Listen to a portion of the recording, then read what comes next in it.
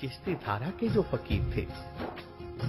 भगत जनों, प्राचीन काल में आसाम को प्राग ज्योतिषियों का देश कहा जाता था। तत्पश्चात इसका नाम कामरूप प्रसिद्ध हो गया। जब बर्मा के शान कबीलों ने इस क्षेत्र पर अधिकार जमाया तो इसे अहोम अथवा आसाम कहा जाने लगा। पुराणों में एक कथा है कि शिव ने शाप देकर काम देवता को भस्म कर दिया था, परंतु वह पुनः जीवित होकर पूर्ण सुंदर युवा रूप में काम रूप में आ गया। कालिदास ने अपने नाटक साहित्य में इसे काम रूप ही लिखा है। चीनी यात्री युआन चुआंग इसे 7वीं शताब्दी में इसका नाम कामालूप लिखता है। जन्म साखियों में कामरूप का या कौरु देश का नाम सामने आया है। कामरूप के तांत्रिक सिद्धांतों और उपासना का केंद्र कामाख्या मंदिर है, जो गुवाहाटी के समीप एक पर्वत पर बना हुआ है।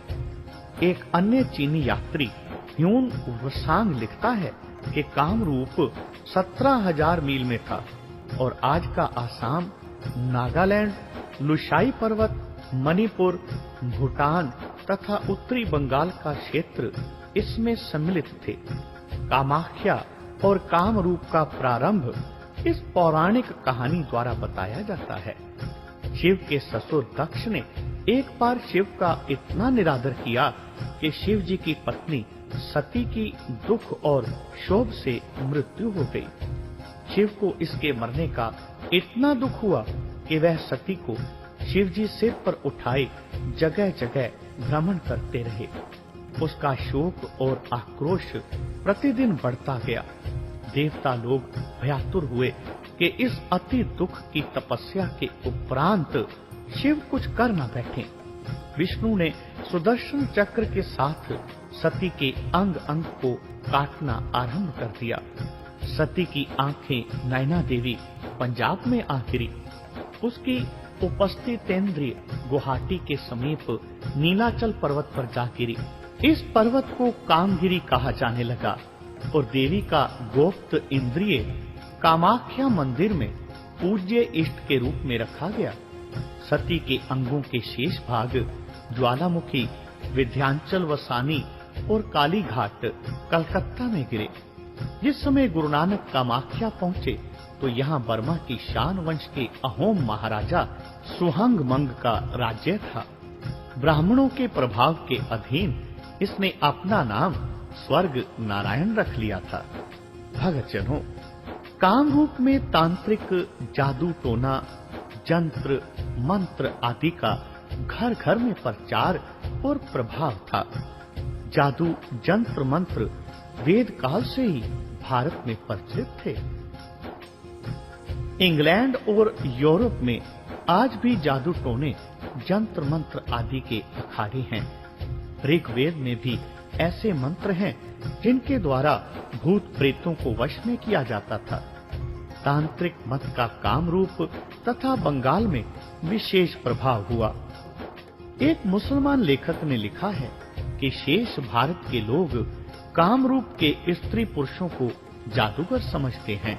उनकी धारणा है कि जो भी कामरूप में पांव रखता है वह इनके जादू का आखेट हो जाता है। एक और मुस्लिम लेखक शिहाबुद्दीन तालीश 17वीं शताब्दी में लिखता है, संकीर्ण है इस देश के द्वार, जिनके द्वारा बाहर से लोग देश के भीतर आ सकें। पंगु हैं वे चरण जो काम रूप में रहकर बाहर जाने में समर्थ हों। जो भी सेना काम रूप में आक्रमण करने को आई वह वापस मृत्यु के द्वार से ही होकर यहाँ से निकल पाए। जो भी कारवां यहाँ आए मृत्यु के द्वार पर जाकर ही उन्होंने श्वास लिया, क्योंकि जो भी इस देश में आया वह जीवित वापस नहीं लौटा। अतएव बाहर के लोगों को इसका अधिक ज्ञान नहीं। इसलिए यह बात प्रसिद्ध है कि आसाम के लोग जादूगर और यंत्र तंत्र आदि करने वाले हैं। यहाँ की कन्याएं बहुत सुंदर हैं। यह इतना जादू जानती हैं कि जिसका हम अनुमान भी नहीं कर सकते। जादू द्वारा ही वे ऐसे भवन बना देती हैं जिनके स्तंभ और छतें मनुष्यों के शरीरों की बनाई गई हों। किंतु वे मनुष्य श्वास भी ले सकते हैं, परंतु हिलजुल नहीं सकते। जादू द्वारा ही ये मनुष्यों को भेड़, बकरी, शेर अथवा पक्षी बना देती हैं। मनुष्यों की पशुओं की भांति कान और पूंछ बन जाती है।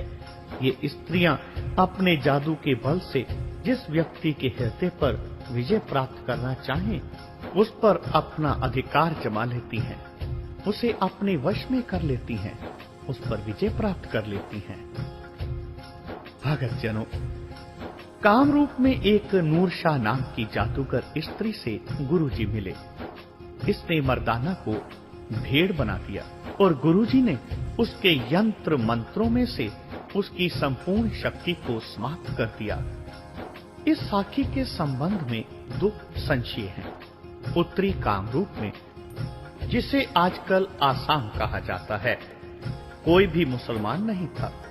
फिर इस बात का पता नहीं चलता कि कामरूप की स्त्री ने मुसलमानों का सा पुरुषोचित नाम नूरशाह रखा। तांत्रिक मत के मुसलमान ढाका तथा सिलहट के समीप ही तो रहते थे। ये नगर वैसे भी कामरूप में ही सम्मिलित थे। नूरशाह का वास्तविक नाम पद्मा था। इसके पिता का नाम नरेंद्र नाथ था। वैधानपुर के एक मुसलमान सूफी साधु का शिष्य हो गया। वह सूफी तांत्रिक सिद्धियों में कुशल था। नरेंद्र नाथ पर इस सूफी का इतना प्रभाव पड़ा कि वह और उसकी पुत्री पद्मा ने इसका शिष्यत्व ग्रहण कर लिया। इस सूफी फकीर का नाम नूरशाह था। जब उस सूफी नूरशाह की मृत्यु हो गई तो उसकी जादूगरी का आडंबर और उसका डेरा पद्मा ने संभाल लिया। लोग पद्मा को भी नूरशाह कहने लगे।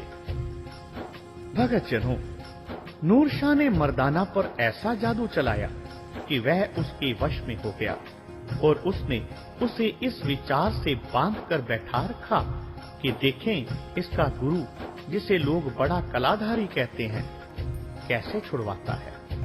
परंतु जब गुरु नानक देव जी वहां पहुंचे तो उनकी तेजस्विता उससे सहन ना हो सकी।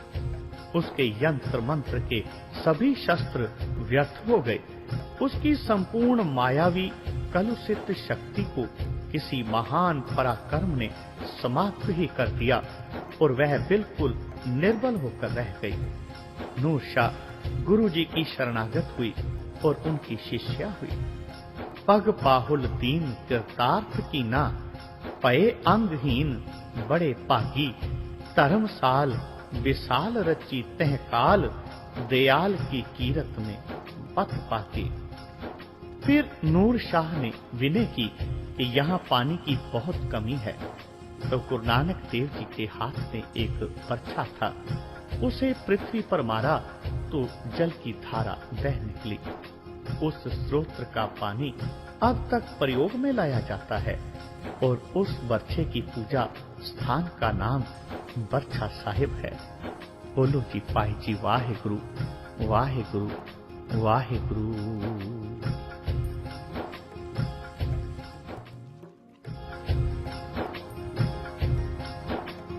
भगत जनों, कलयुग अवतार गुरु नानक देव जी की अगली मुलाकात हुई शंकर देव से।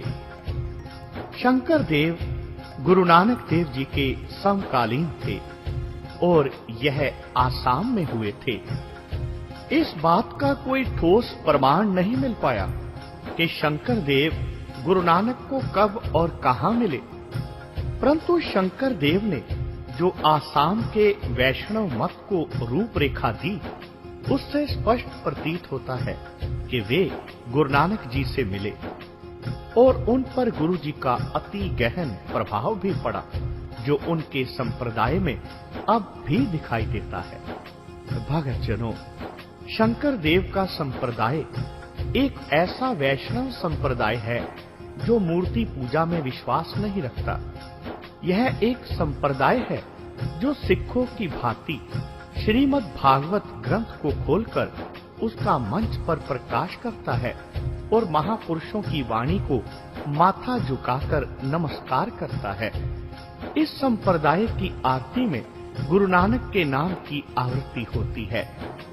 जाति, पाति और ब्राह्मणों में प्रचलित भ्रमों में इस संप्रदाय के लोग बिल्कुल विश्वास नहीं रखते। इन सभी बातों के होते हुए भी हमें कोई ठोस प्रमाण नहीं मिला कि शंकर देव गुरु नानक को कब और कहां मिले। हाँ, इतना स्पष्ट है कि जब गुरु नानक देव आसाम में गए, उन दिनों शंकर देव भी वहीं था। जिस क्षेत्र में शंकर देव का निवास था, गुरु नानक वहां भी गए। इस बात की संभावना अधिक है कि गुरु नानक इनसे वहीं मिले होंगे, नहीं तो वैष्णव संप्रदाय के इतने महत्वपूर्ण नियमों को शंकर देव कदापि त्याग नहीं सकता था। यह परिवर्तन गुरु नानक के प्रभाव का ही परिणाम प्रतीत होता है। इस बात में कोई संदेह नहीं कि गुरु नानक जब आसाम गए तो कामाख्या मंदिर में किसी मेले के अवसर पर ही गए होंगे, परंतु यहाँ मंदिर के अतिरिक्त और किसी संप्रदाय का चिन्ह शेष नहीं रहने दिया गया। अतएव गुरु नानक का भी कोई चिन्ह नहीं। एक पुजारी है जो स्वयं को सिखों का पंडा कहलाता है। इसके पास लिखित प्रमाण है कि श्री गुरु तेग बहादुर जी यहाँ आए थे, जो सिखों के 9वें गुरु हैं। यह पंडित अपने पूर्वजों को अमृतसर से आए हुए बतलाता है। इसके पूर्वज गुरु तेग बहादुर जी के साथ ही यहाँ आए और सिख धर्म के प्रचार के लिए यहाँ ठहर गए। भगत जनों, गुरु नानक देव जी धुबड़ी भी गए। तत्पश्चात इस स्थान पर गुरु तेग बहादुर जी आए। धुबड़ी को दमदमा साहिब कहते हैं। यहाँ सिख संगत पर्याप्त संख्या में थी। यहाँ के निवासी सिख 500 से 1000 की संख्या में आसाम की सेना में शामिल होकर 17वीं 18वीं शताब्दी में शत्रु सेना के विरुद्ध लड़ते रहे। इस तथ्य का उल्लेख आसाम के इतिहास में कई बार आता है। धुबड़ी अभी तक आसाम निवासी लोगों के लिए एक बहुत ही पवित्र स्थान है। ऐसा इसलिए कि यहाँ गुरु नानक देव जी और गुरु तेग बहादुर जी के पवित्र चरण पड़े हैं, इसलिए यह स्थान पवित्र हुआ। भगत जनों, यहाँ की एक रियासत की रानी गौरजा गुरु महाराज की अनन्य भगत हुई है। इसका नाती राजा राम राय गुरु तेग बहादुर जी का शिष्य हुआ। 9वें गुरु के वर से इसे पुत्र प्राप्त हुआ, जिसका नाम रतन राय रखा गया। भगत जनों, यही रतन राय ही श्वेत हाथी और पंचकला शस्त्र भेंट लेकर गुरु गोविंद सिंह जी के दर्शनार्थ के लिए आनंदपुर आया था। यह पंचकला शस्त्र बड़ौदा अजायब घर में आज भी सुशोभित है। बोलो जी पाई जी वाहे गुरु वाहे गुरु वाहे गुरु।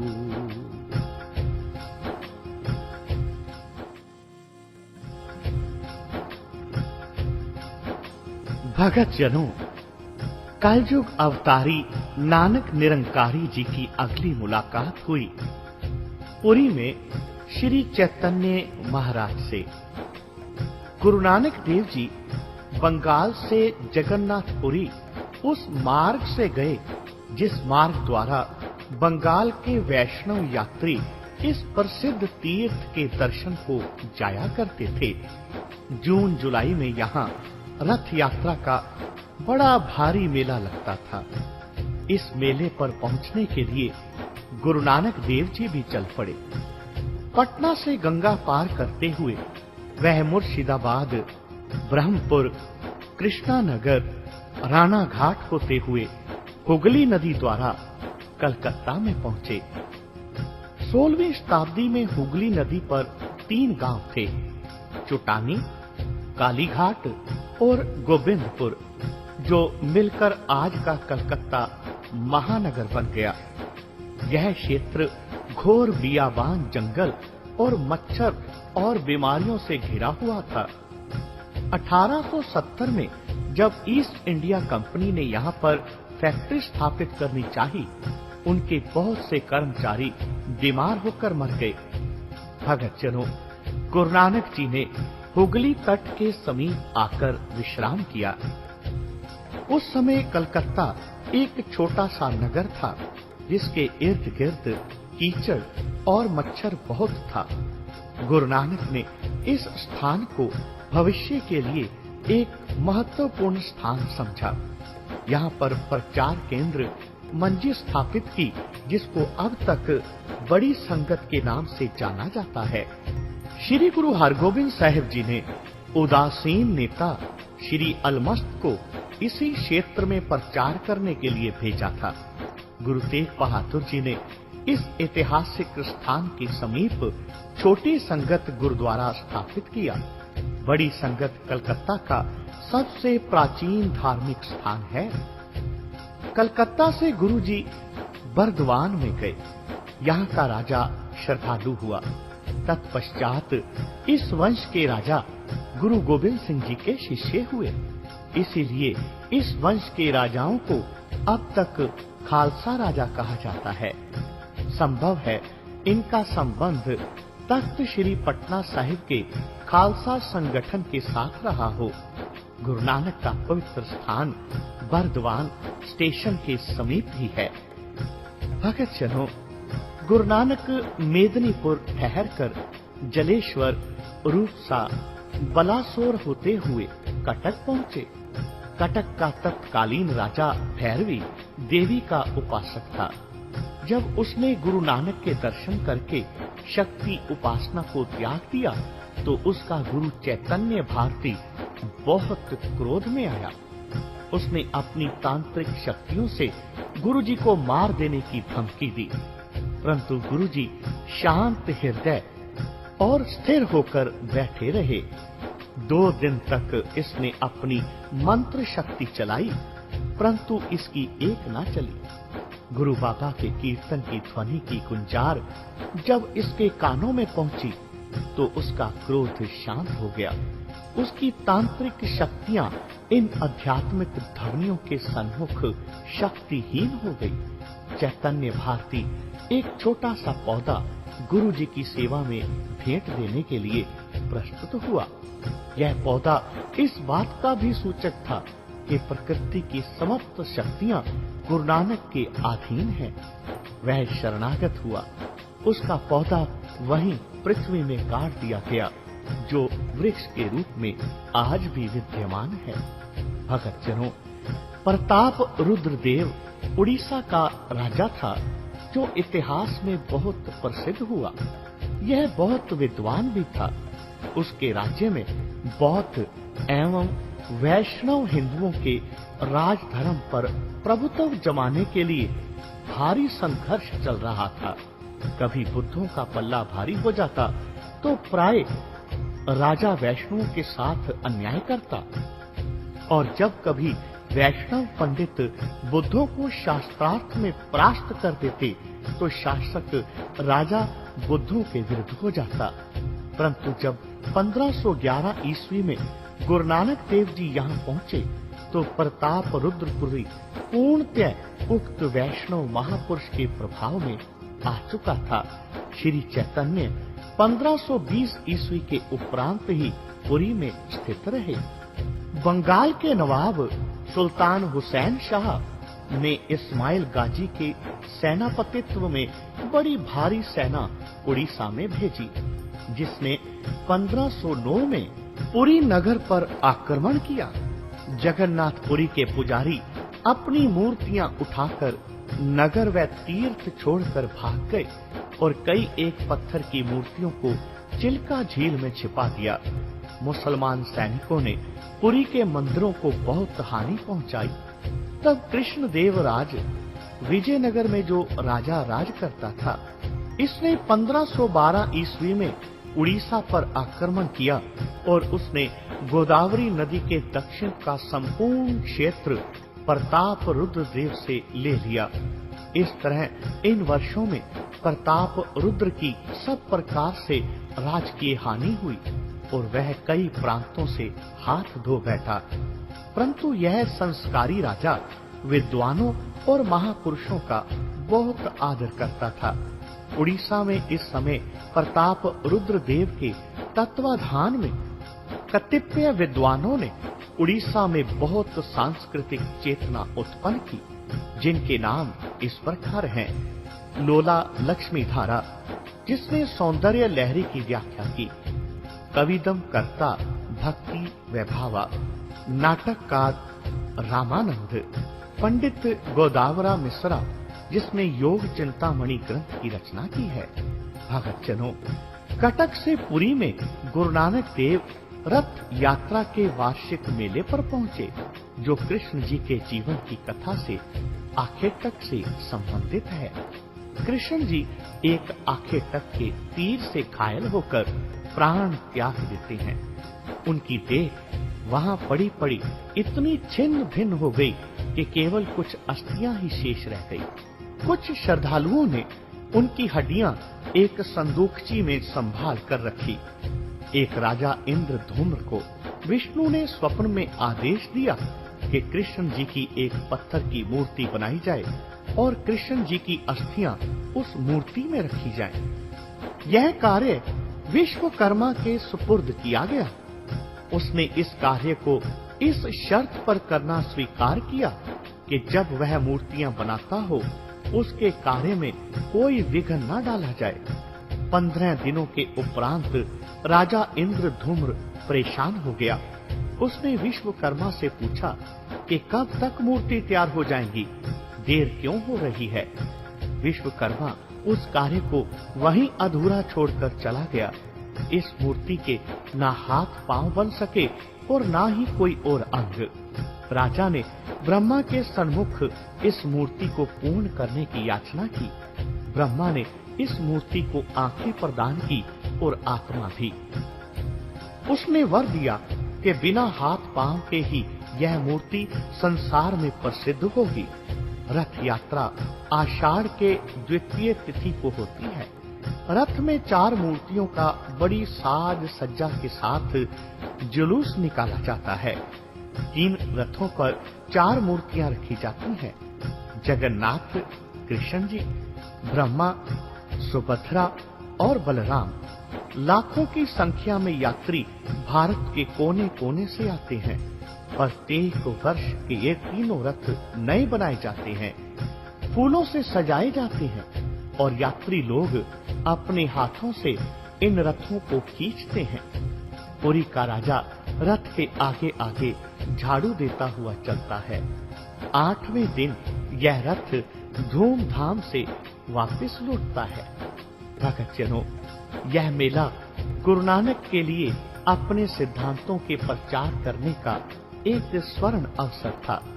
जहाँ भी मूर्ति पूजा या कर्म कांडमय रीतियों का प्राबल्य होता, वहाँ गुरु नानक उनके नियमों के विरुद्ध कुछ ऐसी बातें कर देते जिन्हें देखकर वे पांडे पुजारी लोग भूखे बाघ की तरह उनके पीछे टूट पड़ते। परंतु गुरु नानक का तेजस्वी व्यक्तित्व और उनकी ज्ञान पूर्ण वाणी, उनके सत्योपदेश, उनकी निर्भय आलोचना कट्टर पंथियों के एक एक अन्याय, अत्याचार और धूर्तता को नंगा करके रख देते थे। उनके सन्मुख जीवन तत्व की वास्तविकता को इस प्रकार निखार कर रख देते कि वे निरुत्तर हो जाते। भक्तजनों, सभी प्रकार के ज्ञान विज्ञान से पूर्ण गुरु नानक देव जी ना तो इन पंडा पुजारियों की वाद विवाद में कोई बात चलने देते और ना ही आचार विचार की पूर्णता में। उनकी संगीतमय वाणी जीवन के परम तत्व को कठोर से कठोर हृदयों में उतार देती और इस नए सुझाव के अधीन सभी विरोधी मौन हो जाते, सभी का कायाकल्प हो जाता। जब जगन्नाथपुरी में गुरु महाराज पहुंचे तो यहाँ मुख्य मंदिर में रात को आरती प्रारंभ हो गई। जन्म साखी में लिखा है, तब मर्दाने को बाहर बैठाकर बाबा जी जगन्नाथ के द्वार पर जाकर बैठ गए और पांडे जगन्नाथ की आरती करने लगे। बाबा जी समाधि लगाकर बैठे रहे। अब पंडा लोग आरती हो जाने पर बाबा जी के पास आकर बैठ गए और कहने लगे, जान पड़ता है आप यात्री हैं। हमने जब महाराज की आरती की तो आप क्यों नहीं खड़े हुए? तो गुरु नानक देव जी कहने लगे, एक तो ईश्वर की आरती है और हम जीवों की आरती है। आप जीवों की आरती में संलग्न थे। मैं अगम निगम परमेश्वर की आरती उस समय कर रहा था। आप अवतार और मूर्ति की आरती उतार रहे थे। मैं निराकार की आरती उतार रहा था। पंडों ने हैरान होकर पूछा, वह कौन सी आरती है जो आप करते थे? तब गुरु नानक देव जी ने धनासुरी राग में अपनी वाणी उच्चारण की। गगन में थाल रव चांद दीपक बने, तारका मंडल जनक मोती, तूप मलयान लो पवन चवरो करे, सगल बनराए बुलंद ज्योति, कैसी आरती होए पव खंडना तेरी आरती। गुरु नानक की इस आरती ने उनके मन और आत्मा के चारों ओर एक ज्योतिमय प्रकाश से आलोकित और सुगंधित ब्रह्मांड का एक चित्र खींच दिया, जिसमें चंद्रमा और सूर्य दीपक बन गए। तारकाओं से भरा आकाश चमकता हुआ थाल बन गया और पवन चवर करती हुई अनुभव हुई। कितनी सुंदर थी यह प्रकृति की प्रतिदिन हो रही कर्ता पुरुष की आरती। इस आरती द्वारा गुरु नानक ने यह शिक्षा दी कि सृष्टि में दो ही उपास्य और समझे जाने योग्य तत्व हैं। एक प्रभु जो प्रकाश स्वरूप और अनहद संगीतमय है, दूसरी प्रकृति जिसमें प्रभु की अनंत कला व्याप्त है। इन दोनों को समझें और इन दोनों की उपासना किए बिना कोई धर्म सफल नहीं हो सकता। पंडा लोग मौन हो गए और वैराग्य में आकर उन्होंने गुरु महाराज के चरणों में नमस्कार किया। जगन्नाथपुरी के राजा कृष्णलाल ने जगन्नाथ मंदिर के ठीक सामने बाबा नानक के नाम की एक धर्मशाला निर्माण करवाई, जो अब तक वहां विद्यमान है। जगन्नाथपुरी के प्रमुख पुजारी ने, जिसका नाम कलयुग था, गुरु जी की ही शरण ली। जन्म साखियों में बाबा नानक की कलयुग से भेंट का प्रसंग लिखा है। यह कलयुगपुरी का प्रमुख पुजारी था, जिसकी संतान अब तक गुरु नानक की धर्मशाला की संभाल करती चली आ रही है। भक्तजनों, जन्म साखियों ने इस विषय में सर्वथा काल्पनिक कथा घड़ ली। कलयुग जो जगन्नाथपुरी का प्रमुख पंडा था, इसलिए भेंट पूजा का अधिकांश भाग उसी को प्राप्त होता था। इसके मन पर गुरु साहब की वाणी और उपदेशों का इतना प्रभाव हुआ कि यह दूसरे दिन ही हीरे रत्नों का थाल भरा हुआ लेकर गुरु जी की प्रसन्नता प्राप्त करने के लिए उपस्थित हुआ। गुरु जी ने उसे आशीर्वाद दिया, परंतु उन्होंने रत्नों के थालों के प्रति यह शब्द उच्चारण किया और लेने से इनकार कर दिया।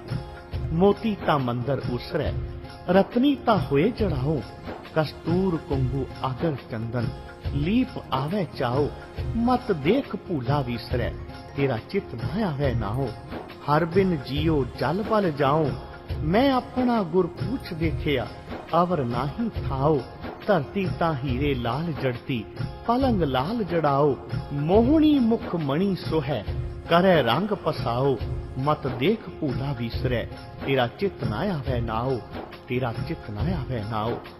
कलयुग गुरु जी की धन धाम और राजकीय ऐश्वर्य से निर्लिप्त देखकर दंग रह गया।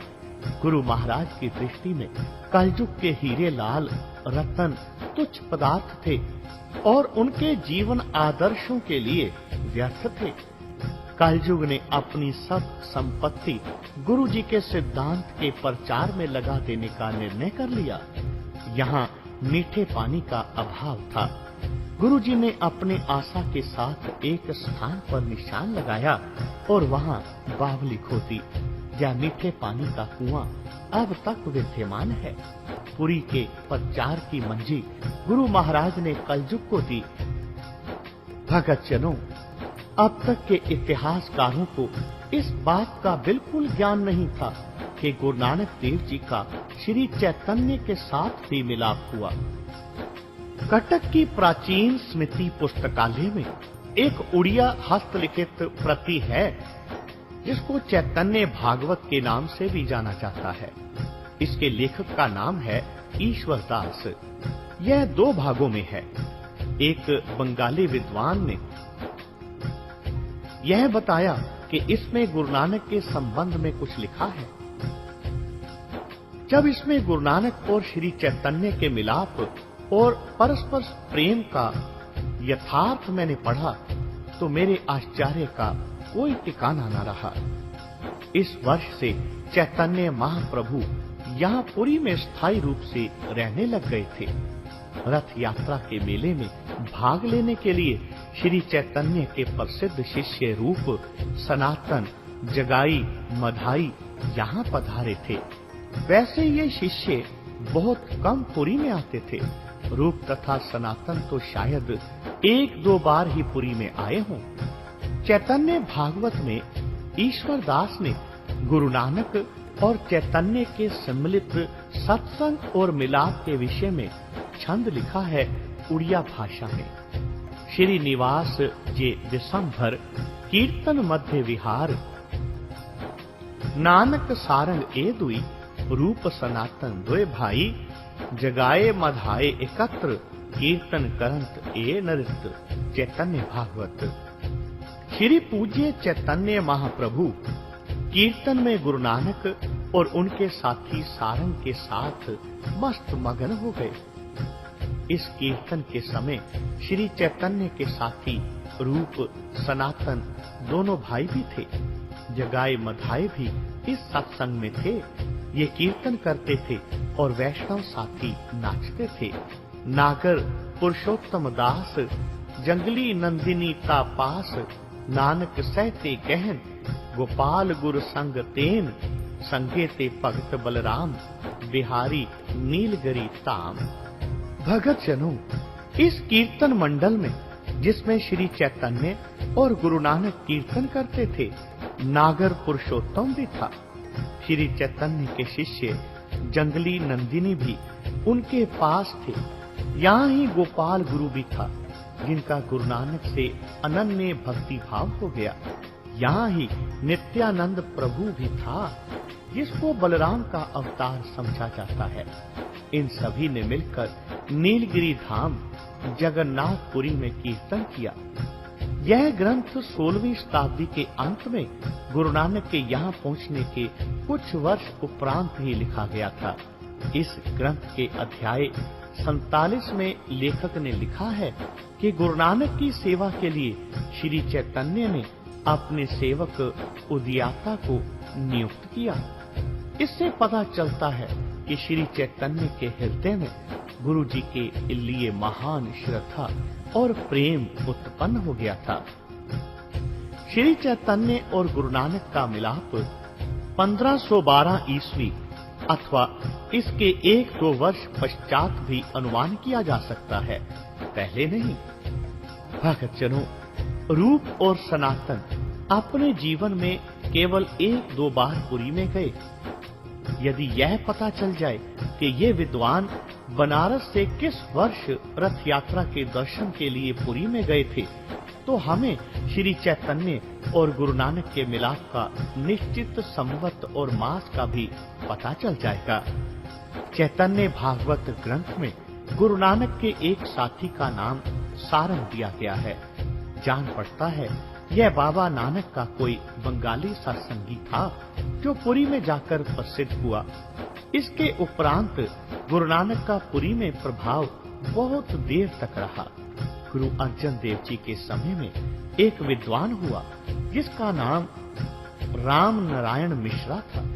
इसने बंगाली भाषा में दशम स्कंद, जिसमें कृष्ण चरित्र है और जिसका अनुवाद दशम सत्य गुरु गोविंद सिंह जी ने दशम ग्रंथ में किया है। उसका उड़िया अनुवाद किया। उड़िया अनुवाद आरंभ करने से यह लेखक गुरु नानक को अपने ग्रंथ में इस प्रकार नमस्कार करता है। वंदे श्री नानक गुरुन सतग बोध गुरुन गुरुन। राम नारायण मिश्रा भाव भाविक मंगलाचरण नमस्कार और वंदना है मेरी गुरु नानक देव जी को, जो सभी वेदों का ज्ञाता है और सब गुरुओं का गुरु है। उसके शिष्य महान जगत गुरु के सिख कहलाते हैं। नाम नारायण मिश्रा डंके की चोट से दो प्रशंसाएं गुरु महाराज की करता है।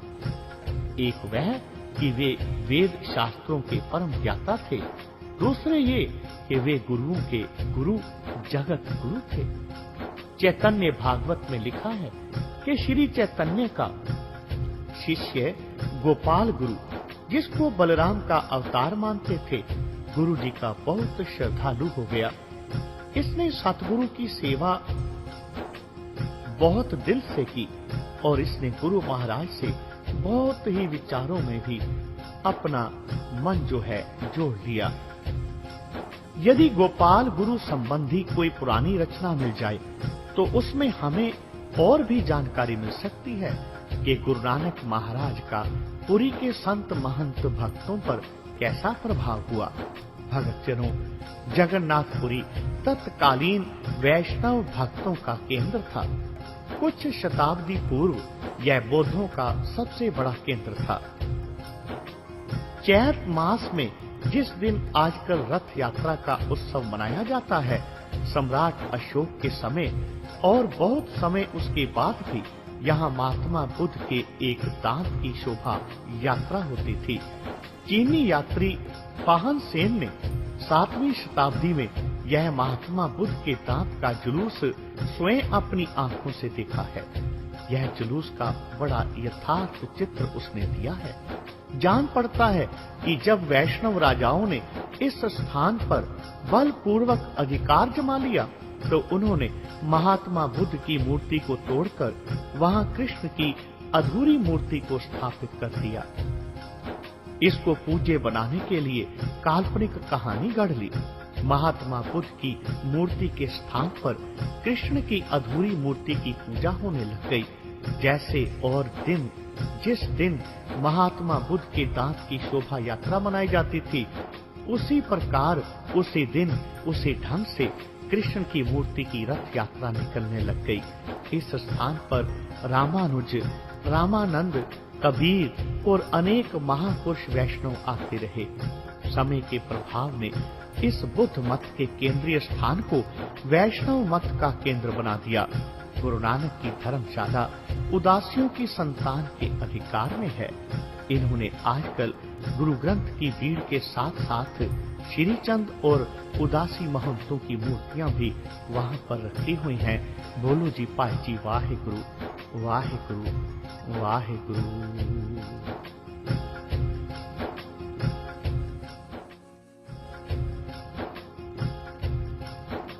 भगत जनों, कलयुग अवतारी नानक निरंकारी अपनी अगली यात्रा पर पहुंचे श्रीरंगम।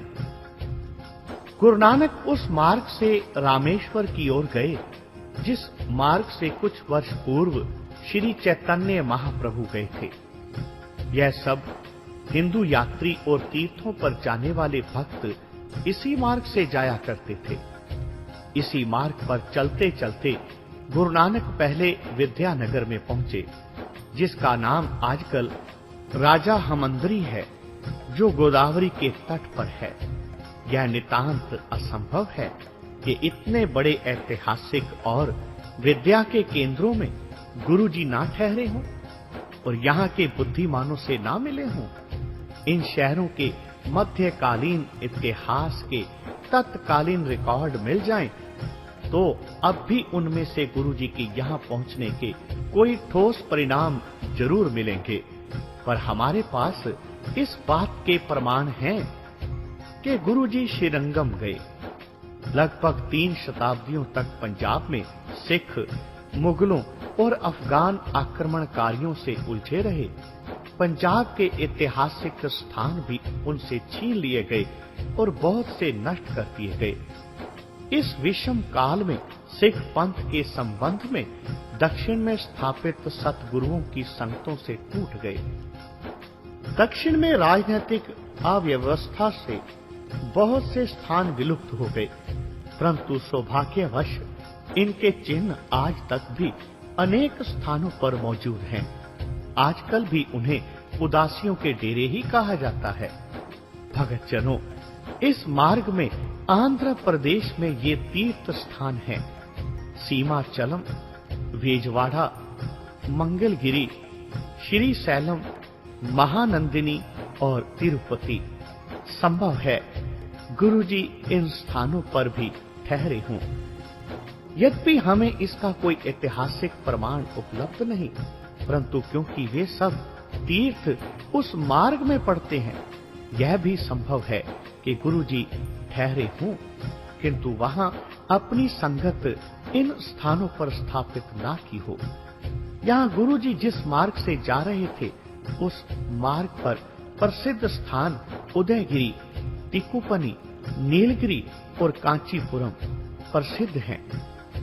प्रसिद्ध कवि कालिदास का कथन है, यस्मिन सभी पुष्पों से अच्छा पुष्प है, रंभा सभी स्त्रियों में श्रेष्ठ स्त्री है, गृहस्थ आश्रम सभी आश्रमों से उत्तम है और सभी नगरों में सुंदर नगर कांचीपुरम है।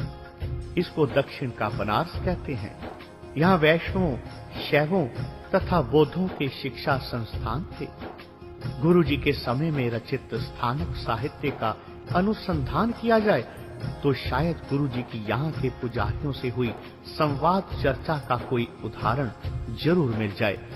इस शहर में 108 शैव मंदिर हैं और 18 वैष्णव मंदिर हैं। इस शहर को विजयनगर की कला की प्रदर्शनी भी कहा गया है। जून जुलाई में जगन्नाथपुरी की रथ यात्रा मेला पर अपना प्रभाव जमाकर गुरु नानक देव नवंबर मास में श्रीरंगम पहुंचे। इस महीने में यहाँ वैकुंठ एकादशी का मेला बहुत धूमधाम से मनाया जाता है। यह मेला 20 दिन तक निरंतर जारी रहता है और प्रत्येक भारत के हर एक छोर से यात्री इस तीर्थ के मेले पर आते हैं। यहाँ गुरुजी लगभग 1 महीना रहे और गुरु मत का सिक्खी का प्रचार किया और प्रचार के लिए अपनी मंजिल स्थापित की, जो हमारे निकट पूर्वकालीन इतिहासकार ज्ञानी ज्ञान सिंह तथा पंडित तारा सिंह नरोत्तम ने अपनी आंखों से देखी। श्रीरंगम को पृथ्वी पर वैकुंठ भूलोका वैकुंठम माना गया है। यहाँ प्रत्येक मास में कोई न कोई त्योहार अथवा हिंदू पर्व अवश्य मनाया जाता है। श्रीरंगम से गुरु नानक देव जी तंजौर गए।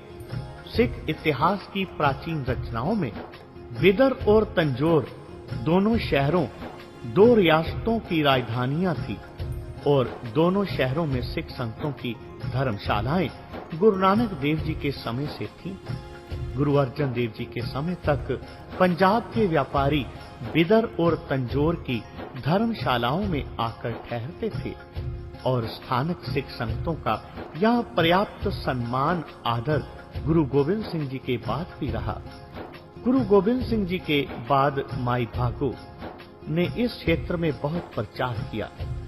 तंजौर में आज भी भारत का सबसे बड़ा प्राचीन पुस्तकालय मौजूद है, जिसका नाम सरस्वती महिला पुस्तकालय है। इसमें प्राचीन समय के संस्कृत, मराठी, तमिल, तेलुगु आदि भाषाओं की 33,433 हस्तलिखित पुस्तकें हैं।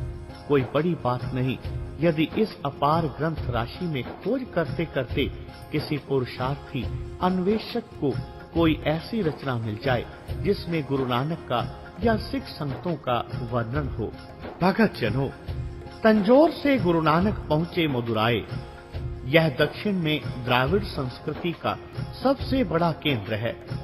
यूरोप के विद्वानों ने इस शहर की यूनान की राजधानी एथेंस के साथ तुलना की है और शताब्दियों तक यहाँ तामिल अकादमी स्थापित रही है।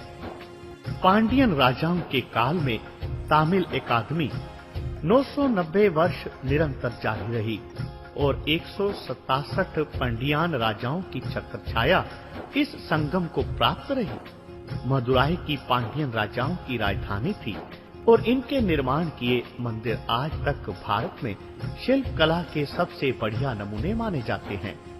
पांडियन शासन के राजा सिंहल दीप ने उत्तरी क्षेत्र जाफना के शासकों से पारिवारिक संबंध स्थापित करते रहे और गुरु नानक के आगमन काल तक उत्तरीय लंका की रियासतों तक दक्षिणी भारत में जाफना के चारों ओर इस क्षेत्र के साथ बड़े गहरे भाषाई, धार्मिक एवं सांस्कृतिक संबंध रहे। इस उत्तरीय लंका के क्षेत्र की एक रियासत के राजा शिवनाभ का गुरु नानक देव जी से भेंट भी हुई। पांडियन राजा शैव मत में विश्वास रखते थे। प्रसिद्ध ऋषि अगस्त मुनि इनका राजगुरु था। शैव मत का प्रभाव दक्षिण में उत्तरीय लंका में गुरु नानक के समय तक विद्यमान रहा। मदुराई में गुरु जी का इतना अधिक प्रभाव हुआ कि उनसे प्रभावित दक्षिण निवासियों ने उनकी स्मृति में वहां ही धर्मशाला निर्माण की जहां पर गुरु जी ठहरे थे। यह धर्मशाला आज तक विद्यमान है। मदुराई से गुरु नानक देव कोड़ी कोटाई गए, जिसका दूसरा प्रसिद्ध नाम कोड़ी कुलम है। जन्म साखियों में इस स्थान का नाम तेलंगजी लिखा है। यह स्थान दक्षिण के 14 प्रसिद्ध शैव मंदिरों में से एक है। कहा जाता है कि यहाँ अगस्त मुनि ने तपस्या की थी। यहाँ के प्रसिद्ध शैव मंदिर को कलियार कोयल अथवा कोड़ी कोटार कहते हैं। कोड़ी का अर्थ है पताका और कोटाए का अर्थ है किला। इसे कोड़ी कुलम भी कह दिया जाता है। कुलम का अर्थ है जलाशय।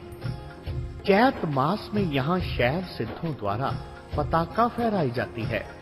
जब गुरु नानक देव जी यहाँ पहुंचे तो उन्होंने अपना गुरु मत का झंडा लहरा दिया। इस निरंकारी झंडे के नीचे आपने कीर्तन करना आरंभ किया। श्रद्धालु भक्तों की ओर से उनको बहुत भेंट पूजा अर्पित की गई।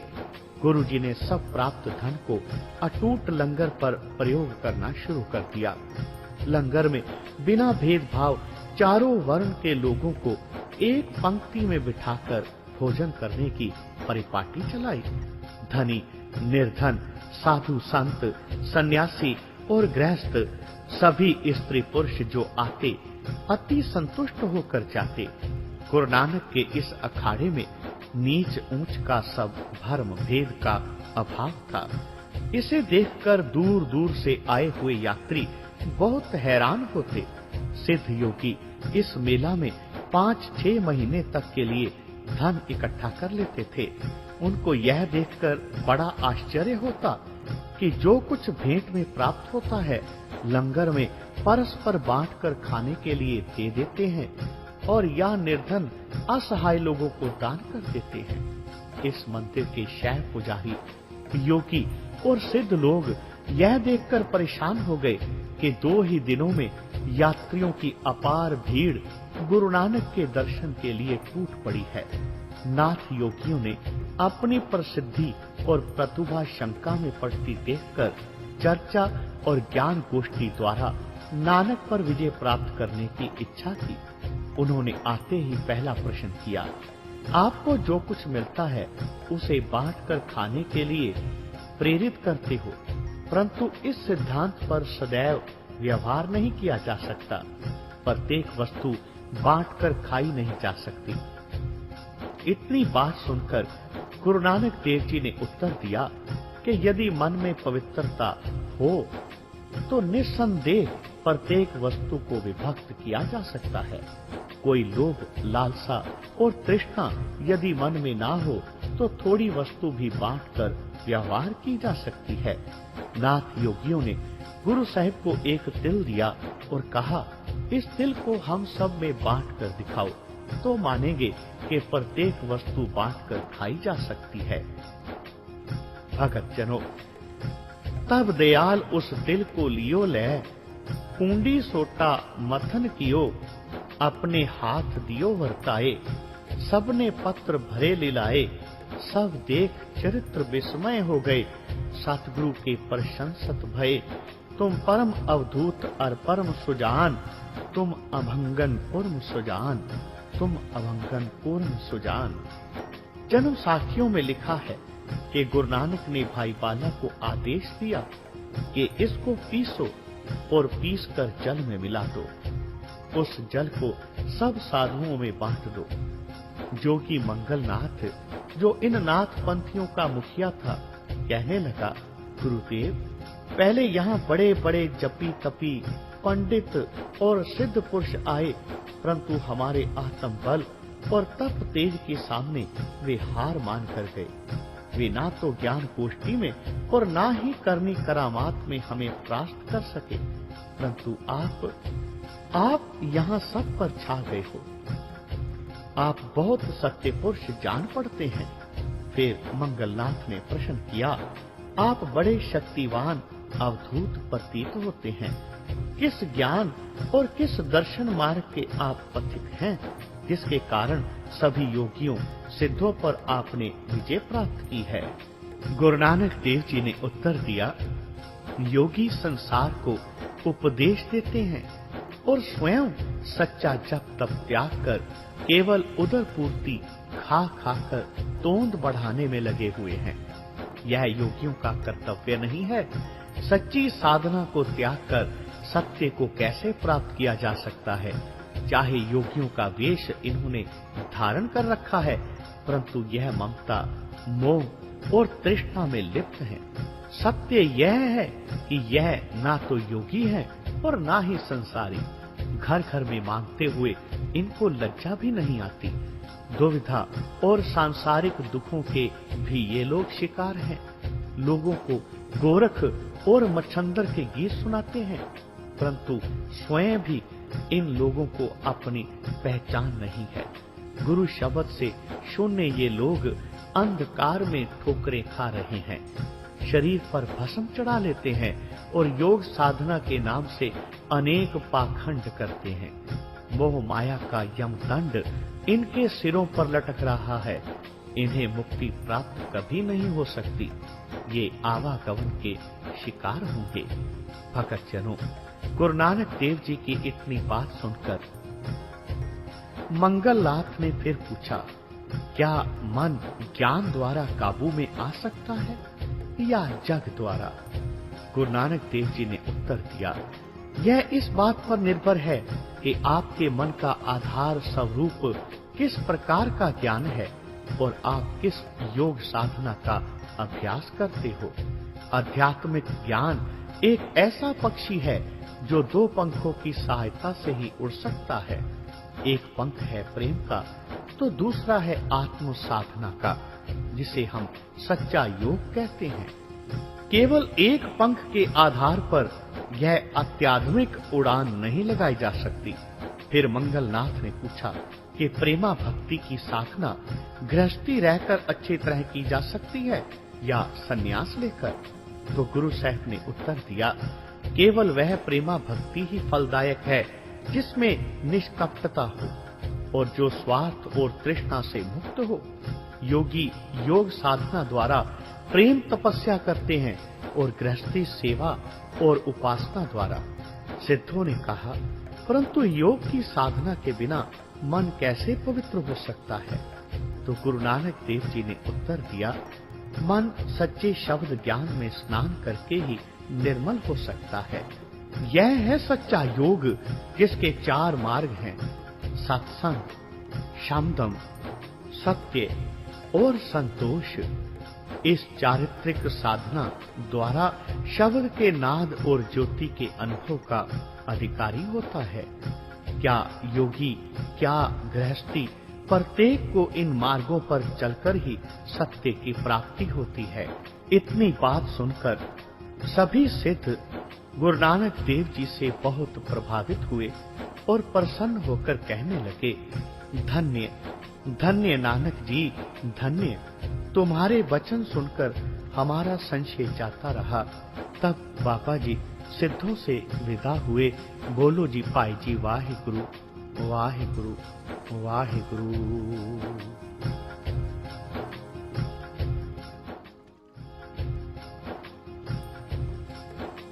भगत जनों, गुरु नानक देव जी अपनी अगली उदासी पे चलते चलते पहुंचे जाफना में। जलपोत से, जिसे समुद्र की बड़ी नाव कहा जाता है, गुरु नानक देव जी जाफना में जा पहुंचे। जाफना को उस समय जापापट्टनम कहते थे। अतएव जन्म साखियों में इस नगर का नाम जापापट्टनम लिखा है, जहां गुरु महाराज मच्छ पर सवार होकर गए। वास्तव में मच्छ नाव को कहते हैं, ना कि मछली को। जाफना तत्कालीन उत्तरीय लंका की सबसे बड़ी बंदरगाह थी। जाफना में एक हठ योगी था, जिसको अपने हठ साधनों के प्रदर्शन और रिद्धि सिद्धि का बहुत ही अभिमान था। उसको इस बात का बड़ा घमंड था कि उसके समान योगाभ्यास के कर्तव्य और कोई नहीं दिखा सकता। एक अद्वितीय सिद्धि वह यह दिखाया करता था कि 1 महीना निरंतर बिना अन्न पानी के गुफा के भीतर बंद रहता था और फिर जीवित बाहर निकल आता था। लोगों में यह बात प्रसिद्ध हो गई कि वह पवन आहारी है और 1 महीना तक अपने प्राणों को दशम द्वार पर चढ़ाकर रखता है। भगत जनों, जिस समय गुरु नानक देव जी जाफना पहुंचे तो लोगों का एक समूह गुरु जी की ओर आकर्षित हो गया। लोगों ने देखा कि गुरु जी में सब प्रकार के सद्गुण पूर्णता तक पहुंचे हुए हैं, तब भी उनमें ना कोई लोभ है, ना तृष्णा और ना ही अहंकार। यह चमत्कार दिखाने वाला हठ योगी गुरु नानक देव जी को चुनौती देने के लिए गुरु जी के डेरे में पहुंचा। उसने पूछा, आप हठ योग की साधना के बिना मन पर कैसे अधिकार कर लेते हो?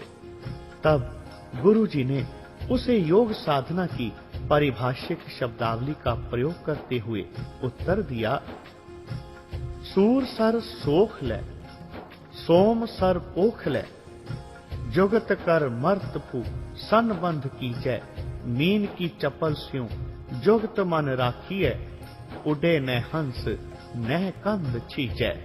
मूड़े कायचे परम भूला, न चीनिया परमानंद बैरागी, अजर गोह जार ले, अमर गोह मार ले, प्रांत तज छोड़ तो अप्यो पीजै, नीन की चपल स्यों जगत मन राखिए, उड़े न हंस नह कंद छीजै, पंत नानक जनो रवै जे हर, मनो मन पवन स्यों अमृत पीजै, मीन की चपल स्यों जुगत मन राखिए, उड़े न हंस नह कंद छीजै।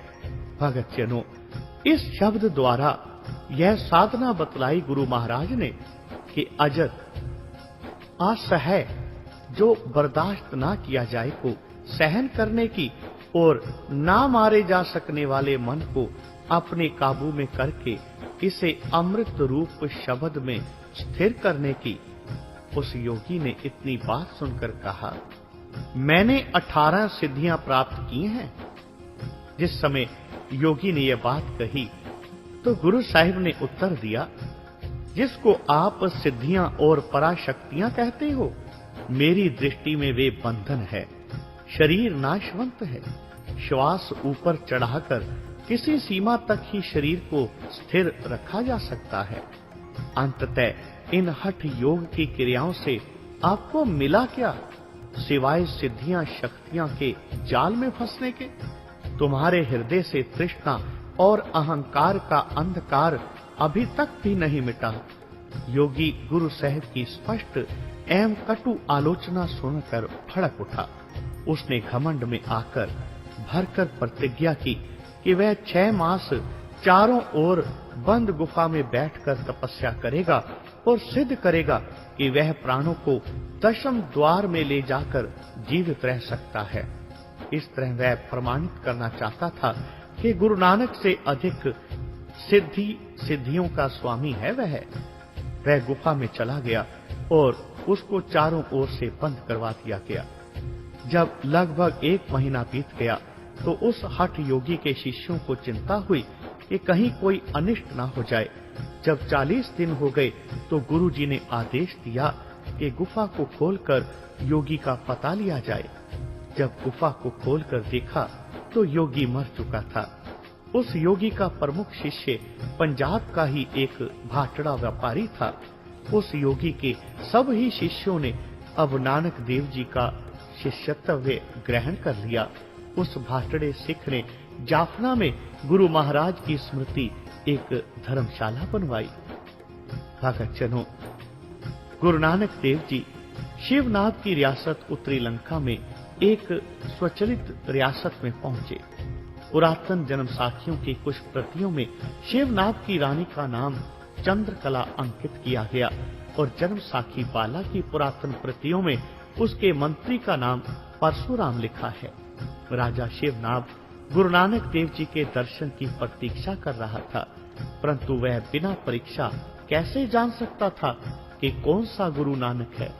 अनेक वेशधारी साधु गुरु नानक का नाम और रूप धारण करके आए, परंतु परीक्षा पर पूर्ण न उतरे। पुरातन जन्म साखी की एक प्रति में लिखा है, राजा ने उनसे कह दिया कि जो कोई तपा तपस्वी सन्यासी साधु ब्रह्मचारी जोगी दिगंबर वैष्णव हिंदू मुसलमान फकीर दरवेश जो भी आए उसकी सेवा करो। ऐसी सेवा करो कि जो कोई भी पूर्ण होगा वह ही रहेगा इनको देखकर। कलयुग में कोई पूर्ण है तो वह बाबा नानक ही है। भगतजनों, जब गुरु नानक देव इस शहर में पहुंचे तो उन्होंने एक सूखे और उजड़े हुए बाग में सत्संग शुरू किया। लंगर चलाया जाने लगा। जिन बेल पौधों की कभी किसी ने खबर नहीं ली थी, उनमें से गले सड़े पौधे निकाल दिए गए, मुरझाए पौधों को पानी दिया गया और श्रद्धालुओं ने अनेक नए पौधे लगा दिए। इस प्रकार संपूर्ण बाग दिनों में ही हरा भरा हो गया। जब राजा शिवनाथ को पता चला कि एक महापुरुष की कृपा से संपूर्ण बाग हरा भरा हो गया है, तो उसने अपने मुख्य मंत्री परशुराम को बुलाया और गुरुजी की परीक्षा के लिए कहा। परशुराम ने उस रात को श्रृंगार किए हुए अर्धनग्न सुंदरियां गुरु महाराज के पास उनको राग रंग एवं नृत्य कला से बहकाने के लिए भेज दी। उन्होंने अपना सौंदर्य, अपनी नग्नता और अपने यौवन के नाम रूपी वासनाओं को जगाने वाले काम बाण चलाए। गुरु महाराज को उनकी इस दीन दशा पर दया आई कि कैसे वे राजा की दास्ता में अपना रूप और यौवन व्यर्थ गवा रही हैं। उनके प्रति गुरुजी ने इस शब्द का उच्चारण किया, कापड़ पहरस अधिक सिंगार, माटी फूली रूप विकार, आशा मनसा बांधो बार, नाम बिना सूना कारबार। गाछो पुत्री राजकुमार, नाम पढ़ो सच दोत सवार, प्रियो सेवो प्रभ प्रेम आधार, गुर शब्दी बिकत्यास निवार।